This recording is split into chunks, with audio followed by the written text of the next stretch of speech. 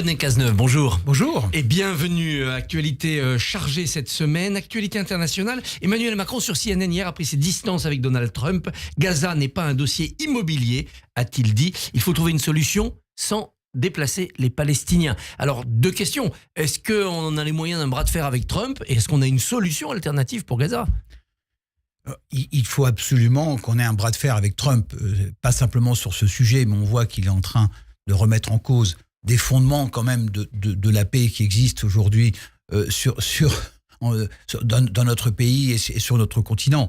Donc il faut s'armer avec les mêmes outils que Trump. Sur la question du Proche-Orient, tout le monde sait que c'est la question est d'une complexité sans nom. Et depuis le drame du 7 octobre, chacun sait que d'abord, il faut libérer les otages. C'est la condition sine qua non pour aller plus loin. Il faut arriver à un cessez-le-feu. Et c'est quand même la bonne nouvelle de ce début d'année. Puis après, il faut se mettre autour d'une table pour relancer un processus de paix. Avec une diplomatie française et européenne qui semble un peu absente, marginalisée dans ce débat. Écoutez, moi je suis européen, donc il faut réarmer l'Europe. Vous avez raison, on voit que l'Europe a été un peu naïve sur le plan économique, un peu naïve sur le plan de la transition écologique et un peu naïve sur le plan diplomatique vis-à-vis de la Chine, vis-à-vis des États-Unis. Mais voilà, il faut réarmer l'Europe. La France toute seule ne peut rien faire. Un peu partout, la lassitude gagne les opinions par rapport au dossier ukrainien. Trump en profite d'ailleurs puisqu'il veut précipiter une solution qui ne sera pas en faveur de Kiev. Est-ce que vous, dans votre circonscription, dans votre département, vous sentez un peu ce relâchement, c'est pas notre guerre ? Oui, c'est quand les Russes sont entrés en Ukraine, il y a eu beaucoup d'émotions, y compris sur un territoire éloigné de tout, très rural comme le Gers. Mais chacun avait en tête le bruit des bottes de Staline. Et donc, cette guerre aux portes de l'Europe a vraiment marqué les Français et ils étaient très solidaires de l'Ukraine. Et c'est vrai qu'aujourd'hui, il y a un peu de lassitude, en particulier les agriculteurs qui voient bien les conséquences de cette guerre. Une concurrence déloyale ? Oui, en tous les cas, ça a dérégulé l'ensemble des marchés, en particulier sur le blé, sur le lait. Donc voilà, et c'est aussi, on sait qu'il faut régler le problème qu'on a en Ukraine pour retrouver un peu de sérénité et un peu de croissance économique. Donc oui, maintenant, je crois qu'il faut trouver une solution de paix en Ukraine. Est-ce que le Gers va s'appauvrir à cause de Trump ? Parce qu'il y aura des droits de douane sur le foie gras, l'armagnac et d'autres produits. Écoutez, oui, je crois que de toute façon, une guerre économique entre l'Europe et les États-Unis ne ferait que des perdants. Bon, et nous allons nous vendre un peu moins d'armagnac, et j'ai une pensée évidemment pour les producteurs de mon département, et on va acheter un peu moins de Coca-Cola. Je ne sais pas si nous qui sommes les perdants dans ce deal, mais vraiment, j'espère que Trump, là aussi, au-delà de ses déclarations, au-delà de ses gesticulations, au-delà de ses premières décisions, on voit bien qu'elles sont contestées, qu'il revient en arrière. Donc il faut se battre, il faut répondre coup pour coup. J'espère que l'Europe a préparé des ripostes à la hauteur de ce que veut faire Trump. Il est essentiel pour nos agriculteurs qu'on continue à exporter de l'armagnac qui est une pépite. La semaine est dominée par le sommet sur l'intelligence artificielle qui se tient à Paris. On a vu valser les milliards. Quand on est dans un département rural, c'est une autre planète, l'intelligence artificielle, ou ça concerne les gens ? Mais c'est le même pays. Et moi, c'est ce pays que j'aime. C'est le pays des traditions, du Gers, effectivement, de cette agriculture, de ce foie gras. Vous en avez parlé, merci. Mais c'est aussi le pays qui innove. Et il faut les deux, et les deux s'enrichissent. Et les nouvelles technologies sont très importantes pour les agriculteurs. Vous savez, les tracteurs aujourd'hui, c'est un condensé de technologies formidables. On utilise les drones aujourd'hui aussi en agriculture. Donc bien évidemment, c'est très important. Moi, sur ce sommet de l'IA, vous savez, c'est peut-être le privilège de l'âge, j'ai les cheveux blancs. J'ai vécu toute une série de technologies, de ruptures importantes, de révolutions importantes. Et souvent, l'Europe a perdu ces combats. C'est la téléphonie mobile, on avait la technologie, ce sont les semi-conducteurs, on avait la technologie et pourtant ce sont les États-Unis, souvent, quelquefois l'Asie, qui ont remporté la mise. Donc ne perdons pas ce combat de l'IA, nous avons quelques pépites et vous savez, au début d'Internet, je me souviens, il y avait plus de conférences pour parler des dangers d'Internet, des limitations d'Internet, pour savoir les bénéfices qu'on pouvait en tirer. Ne refaisons pas cette erreur-là. On veut trop réguler avant de libérer. Trop réguler. Bien sûr, les nouvelles technologies, c'est le pire et le meilleur. Mais fonçons sur le meilleur. C'est la productivité la compétitivité de toutes les entreprises dans tous les secteurs dépendra dans les 10 prochaines années de leur capacité à intégrer l'intelligence artificielle. Hier, Aurélien Pradi, à votre place, donc un député aussi de ce sud-ouest rural, nous disait, oulala, la dimension éthique, la dimension régulation, c'est l'honneur aussi de la France. Eh bien, il se trompe, avec tout le respect que j'ai pour lui. Donc évidemment qu'il faut penser à la régulation. Il faut d'abord penser à l'innovation. Il faut aller très très vite. Vous savez, les standards se font très rapidement à chaque fois qu'il y a une rupture technologique. Et dans 5 ans, ce sera trop tard. Dans 5 ans, il y aura un standard mondial, il y aura des leaders mondiaux. Est-ce qu'on veut qu'ils soient français, européens, ou est-ce qu'on veut qu'ils soient américain. Et donc, moi, mon choix est vite fait. Donc, il faut foncer. Il y a eu, le président de la République a annoncé 109 milliards de fonds sur l'IA. Il a raison, il faut foncer. Et en parallèle, évidemment, mais pas avant. Parce que le temps de réfléchir, le temps de faire nos lois, etc., on aurait perdu la bataille. Alors, le cercle des 49.3 et des censures est en train de se terminer. Le débat budgétaire arrive à son terme. Ça change vraiment la donne pour l'économie française d'avoir enfin un budget ? Bien sûr. Bien sûr, le premier budget, la première censure du budget a eu des conséquences colossales. Alors, évidemment, notre pays ne s'est pas arrêté. Mais bon, moi, j'estime plutôt aux alentours de 20 milliards le coût de la censure. Une deuxième censure du budget, l'absence du budget aurait été apocalyptique. Je pèse mes mots. Et tout le monde est à l'arrêt depuis des mois. Le petit artisan dans le Gers, l'association qui attend également ses subventions, tout est à l'arrêt. Donc, ce qu'on a fait là avec un budget, c'est un acte de responsabilité. Je voudrais saluer, moi, les oppositions qui n'ont pas censuré ce budget.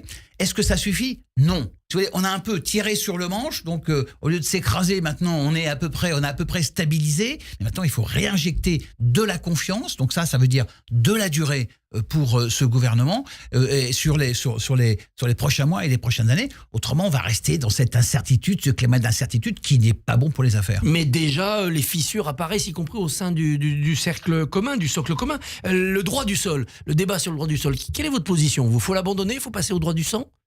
Non, écoutez, c'est un fondement de la République. Je sais pas, vous savez, il y a à peu près 30 000 jeunes qui bénéficient du droit du sol sur notre pays chaque année. C'est pas le problème des Français. Donc je pense qu'on a suffisamment de vrais problèmes aujourd'hui de compétitivité, de conflits dans le monde pour pas s'attaquer à celui-là. Donc c'est un pilier de notre République.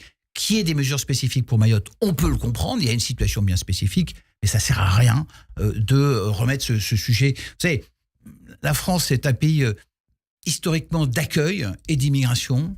On en a besoin. Alors bien sûr qu'il faut le réguler. Bien sûr qu'il faut éviter que des personnes qui luttent contre notre pays restent dans notre pays, des personnes qu'on ne souhaite pas, il faut les raccompagner, donc il faut être plus efficace dans notre politique d'immigration, mais ne revenons pas sur ce fondement de notre République. Dans la France du Gers, on attend un grand débat sur l'identité nationale, comme le souhaite François Bayrou. Qu'est-ce qu'être français ? Non, je crois pas. Je pense que les Français ont envie qu'on règle leurs problèmes quotidiens. Je suis désolé, mais des sujets de pouvoir d'achat, des sujets de sécurité, évidemment, mais pas un sujet sur l'identité de la France. Notre identité, elle évolue, elle s'enrichit, et c'est tant mieux avec les vagues successives qui ont enrichi notre pays. Nous sommes tous issus quelque part de parents qui sont issus de l'immigration, et ça enrichit notre pays. Nous sommes tous souvent multiculturel. Donc voilà, moi je suis favorable à cette France-là, et c'est pas ça qui va régler le problème des Gersois. Donc un référendum sur l'immigration, c'est pas votre préoccupation première ? Non, mais je veux dire, l'immigration, c'est un sujet. Je suis pas en train de dire que ça n'est pas un sujet de préoccupation pour les Français, mais on voit bien, avec la crise démographique qu'on vit aujourd'hui, avec les métiers en tension qui n'arrivent pas à recruter, on voit bien qu'on a besoin d'immigration. Donc il faut la contrôler, et puis il faut pas mélanger aussi les sujets de sécurité avec les sujets d'immigration. Je crois que ça n'est pas un bon parallèle qu'il faut faire. Aujourd'hui, l'Assemblée va débattre aussi de la justice des mineurs, oui, avec un texte qui vient de votre camp, de Gabriel Attal, et qui semble un peu froisser la majorité même. Trop répressif, disent certains députés, Ensemble pour la République. Quel est votre point de vue ? Les débats commencent aujourd'hui, donc peut-être qu'on va amender ce texte. Et je crois que on voit bien que la criminalité évolue dans le temps.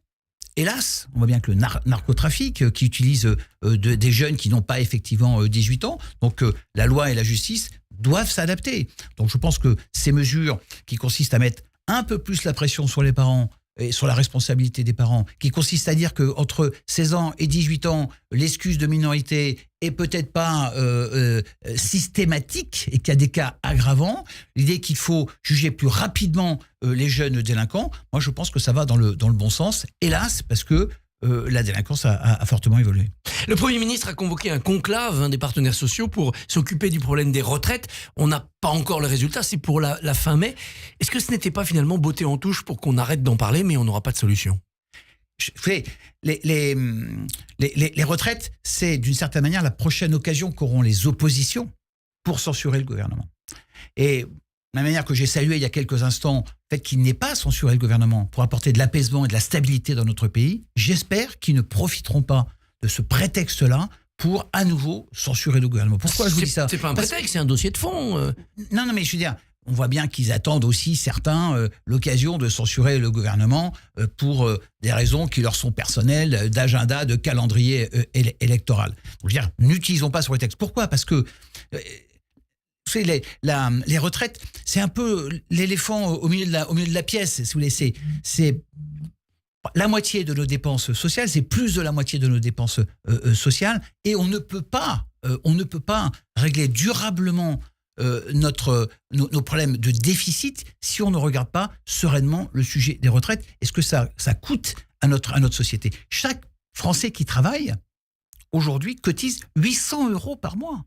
800 € par mois entre sa part salariale et la part patronale. C'est énorme. Pour payer, non pas sa retraite, la retraite des retraités actuels. Mais la retraite des retraités actuels. Et augmenter cette part est absolument impensable. Donc oui, il faut travailler plus. Et tous ceux qui disent qu'il ne faut pas travailler plus sont des menteurs. Donc est-ce que c'est plus dans la semaine ? Est-ce que c'est plus dans l'année ? Est-ce que c'est plus dans la vie ? Ça, c'est le sujet du conclave. Et moi, j'attends avec impatience ces conclusions. Mais surtout, n'imaginons pas qu'on pourra régler notre problème en travaillant moins. Alors, travailler plus peut-être, mais sans fixer un âge minimum, le fameux 64 ans. Peut-être qu'on peut travailler uniquement sur le nombre de trimestres. Vous êtes prêt à cette évolution ? Écoutez, moi je suis prêt. Il est essentiel de sauver notre système par répartition. Et donc aujourd'hui, il est même pas à l'équilibre. Donc les mesures qui ont été prises ne sont pas suffisantes sur le moyen terme.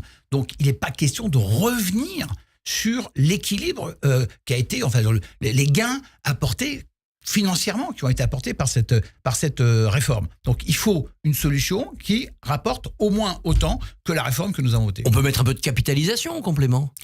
Oui, mais la capitalisation, moi j'y suis aussi favorable. Pourquoi pas ? Mais évidemment, c'est une solution qui plaît à ceux qui gagnent, aux Français qui sont les plus, qui ont les salaires les plus Ils peuvent mettre élevés. de côté. Ben oui, les petits salaires n'auront pas cette possibilité. Donc on rompt d'une certaine manière la solidarité nécessaire. Pour finir, un mot rapide sur Richard Ferrand. Il est digne d'être président du Conseil constitutionnel ou il n'est pas assez juriste ? Écoutez, je pense qu'il est digne. Il a été président de l'Assemblée nationale. Il a été, je crois, un très bon président de l'Assemblée nationale. Contrairement à ce qu'on dit, il n'a été accusé de rien. Il a été blanchi dans l'affaire qui l'a concerné. Vous savez, l'équilibre, la neutralité nécessaire du Conseil constitutionnel, et elle dépend du mode de fonctionnement et du mode de sélection des 9 sages qui la composent. Jean-René Cazeneuve, merci, bonne journée. Merci. Radio J.